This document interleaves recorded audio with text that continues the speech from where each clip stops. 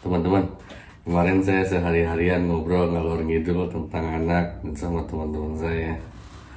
Dari pagi gosip aja, kata saya, ya saya juga ngobrol kan kalau generasi Z itu susah ngobrol sama generasi Z, terutama saya orang tua kayak begini, bagaimana cara ngobrolnya sama mereka. Padahal niatnya baik, perasaan lah gitu supaya mereka pada maju gitu. Nah saya tuh ngobrol sampai jam berapa ya, siang, udah johor. Terus si teman saya tuh di WA sama anaknya cowok, bisa jemput nggak pak, kata gitu. Teman saya bilang, pak ada saya jemput anak saya dulu ya. Kata saya, buset, itu anak lelaki udah kuliah pulang minta dijemput, tapi bahasanya juga sopan, bisa ngejemput enggak gitu kan. Bisa kan, bisa iya bisa enggak, tapi bapaknya pengertian dijemput gitu. Dia cerita sebelumnya ke saya bahwa anaknya itu sekarang di ini teknik kimia. Dulu katanya dia pengen kerja ke Jepang, cuman pas tesnya itu kurang berapa gitu, N3 apa berapa. Anak saya juga sebenarnya udah N1, cuman dia waktu itu pengen ke Jepang, cuman dia kayak ragu gitu. Akhirnya dia kerja di sini di dalam negeri gitu. Belum mewujudkan keinginannya untuk pergi ke Jepang. Tapi teman saya juga, teman kerja saya, dia kerja di Jepang, si Jo namanya, kalau mau tahu. Jo, nama Jo kan banyak ya. Teman-teman gak kenal ini saya sebut namanya. Dia kerja di Jepang, dan kalau dibanding-bandingin enak gak enak ya relatif. Sekarang dia gaji si Jo itu di Jepang gajinya 30 juta. Kalau dirupiahkan 30 juta itu dikit loh untuk ukuran di Jepang, karena mahal, makanan-makanan segala macam, kos-kosan tuh mahal. Jadi supaya dia bisa, emang sih si Jo katanya udah punya kontrakan, udah di tempat gitu kan, tapi dia ngirit banget gitu. Jadi untuk makannya dia ngirit gitu. Nah kembali ke teman saya yang kuliah di teknik kimia itu, dia katanya sekarang itu kuliah, dan nanti memang tetap akan meneruskan keinginan untuk pergi ke Jepang. Dia pengen kerja di Jepang. Pas saya tanya, emangnya kalau di Jepang teknik kimia dibutuhkan?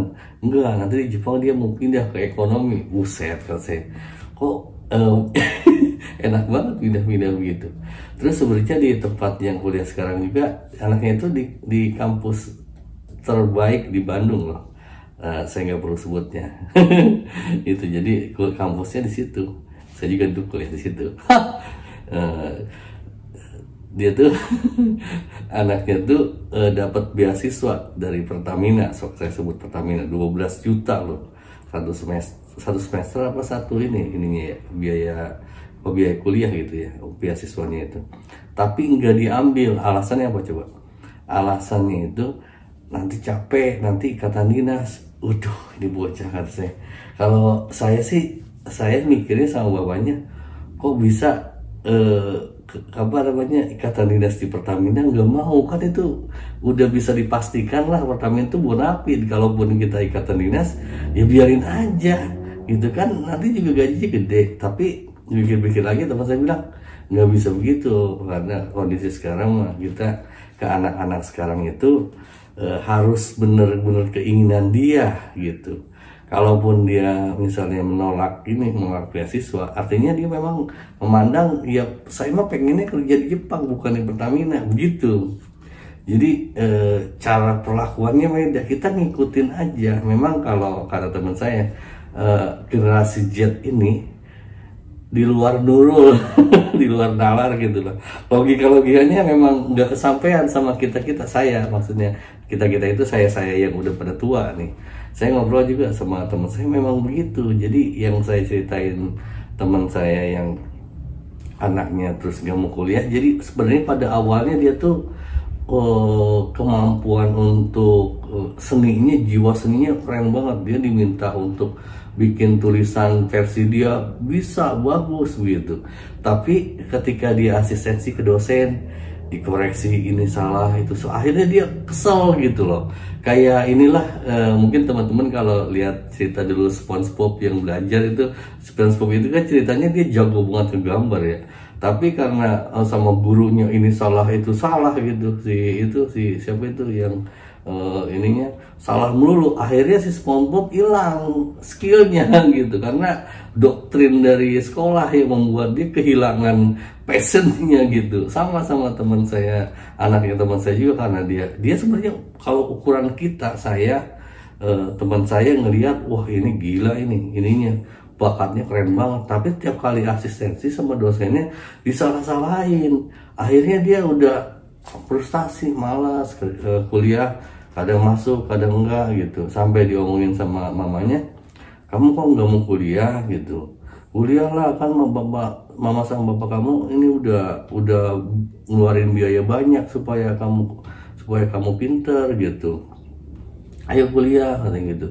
Ini bapak udah capek nyari uang gitu kan. Jawaban anaknya malah begini, ya udah kalau capek nyari uang berhenti aja kuliahnya. Asli beneran berhenti loh kuliahnya, asli gitu. Makanya kita perlakuan untuk generasi Z ini menurut saya perlu pemikiran yang perlu kehati-hatian. Kalau zaman saya dulu mungkin sama guru dikeplak sama penggaris, dilempar sama ini spidol apa, biasa santai aja. Kalau anak-anak sekarang gituin nggak bisa, orang tuanya bisa nuntut tuh yang viral juga kan gitu. Jadi masalahnya banyak, beda perlakuannya gitu. Saya ada teman juga yang anaknya ya katakanlah ini punya kekurangan gitu, tapi di sisi lain dia gambarnya jago banget. Nah harusnya itu tuh diarahkan ke situ gitu. Generasi Z itu kalau menurut kita itu tuh, ini intinya kalau menurut obrolan saya kemarin sama teman-teman yang anak-anak juga pada kuliah ya, anak-anak generasi Z itu lebih fokus. Dia kalau maunya itu sedemikian, walaupun godaan yang lain lebih bagus dia nggak terima, dia pokoknya maunya itu gitu. Saya maunya nyanyi, saya nggak mau bujur, nggak mau artis apa segala macam, enggak, saya maunya nyanyi gitu. Saya itu maksudnya gitu. Jadi kita harus pinter-pinter mengarahkan mereka sesuai dengan passionnya itu gitu. Dengan cara itu mudah-mudahan kita kan nggak ada pilihan lain. Kalau orang-orang tua kayak kita kan kita tungguin, kalau saya bilang kalau kayak saya tinggal nunggu modal doang. Kalianlah anak-anak muda yang harus lebih baik dari kami, sehingga masa depan negara generasi kita bisa tertumpu pada kalian. Tapi mereka memang bukan mikir itu, mereka fokusnya ke passionnya aja. Tapi ya nggak apa-apa, Tuhan lebih tahu dalam hal itu mah gitu. Cuman yang saya pengen sampaikan di video ini, perlakuan kepada mereka generasi Z itu memang beda gitu. Katanya kan generasi Z itu kayak generasi strawberry, mudah menyerah. Sebenarnya bukan mudah menyerah. Kalau kita pikir-pikir sih, mereka tuh kalau maunya ke situ. Kalau yang bukan bidang dia, bukan kesenangan dia, ya dia kesannya ya gampang menyerah gitu. Udahlah biarin gitu, cuek anak-anaknya gitulah. Coba teman pikirin dan komentar di video ini dah. Saya pengen banget sharing sesama orang tua, karena Yan juga menyampaikan bahwa beliau juga akan membuat video tentang bagaimana caranya ngurus anak. Saya yakin ngurus anak, kalau Yan kan udah ngurus cucu sekarang, ngurus anak zaman sekarang itu perlakuannya amat sangat beda ya kan Yan. Itu kalau saya sih ya saya menyesuaikan, saya terima aja gitu, karena saya pikir ada kekuasaan Tuhan di balik ini. Kemudian kalau saya sih berprinsip sebagai generasi yang lebih tua, kita tetap 3 aja lah yang kita pegang, yang kayak dulu Pak Ki Hajar Dewantara sampaikan, ingarso sing tulodo, ingma dia mangkarso tuturi handayani gitu. Jadi ketika kita di depan kita memberi contoh, ketika bareng kita ya sama-sama diskusi, ketika di belakang kita mendorong. Kita jangan pernah menyampaikan sesuatu yang tidak kita lakukan. Misalnya teman-teman, anak-anak taati rambu lalu lintas, kita sendiri enggak, jangan. Itu blunder itu. Anda bakal kehilangan kehormatan di depan generasi Z. Kayak saya misalnya, anak-anak jangan merokok, saya sendiri ngerokok, wah udah gak dianggap saya gitu. Tapi gak nyala rokok saya. Ya artinya ya misalnya kita ngerokok pun ya hormati orang lah, jangan merokok dekat orang, apalagi depan anak-anak, dekat wanita hamil, depan umum jangan. Saya juga selama ini kalau merokok saya jauh dari orang, dan yang penting nggak ada kamu jangan merokok ya, bapak sendiri ngerokok, ya iya iya gitu. Ya saya juga pernah sih ngomong ke anak saya, ya kalau bisa sih jangan rokok, kalau bisa, bukan perintah loh, sifatnya himbauan aja, kalau bisa sih jangan rokok, karena kalau udah ngerokok susah berhentinya loh, itu karena rokok itu bukan hanya ini tapi psikologisnya gitu. Susah dijelasin gitu. Tapi teman-teman tolong gitu, kalau ketika ini yang saya sharingkan mungkin itu perlakuannya beda, kemudian yang dari dulu pakai Hajar Dewan sampaikan itu masih berlaku. Ingat sesintodo imade mangkarso tuturi handayan gitu teman-teman. Izin saya mau flying.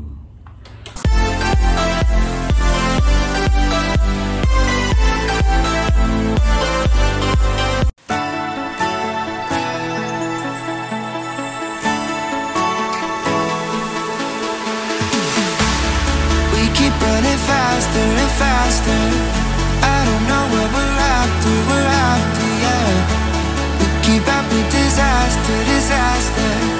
I'm thinking that they're after me. We're running like faster and faster. We're running like faster and faster.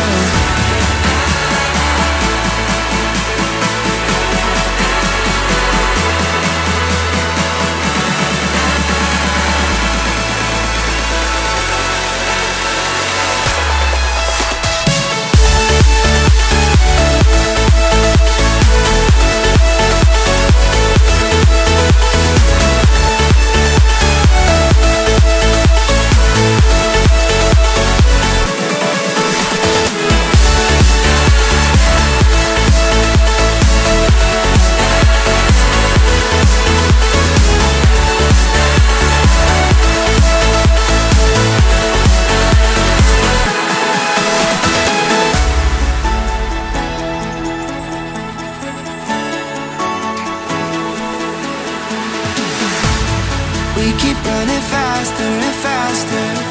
I don't know what we're after, yeah. We keep up with disaster, disaster.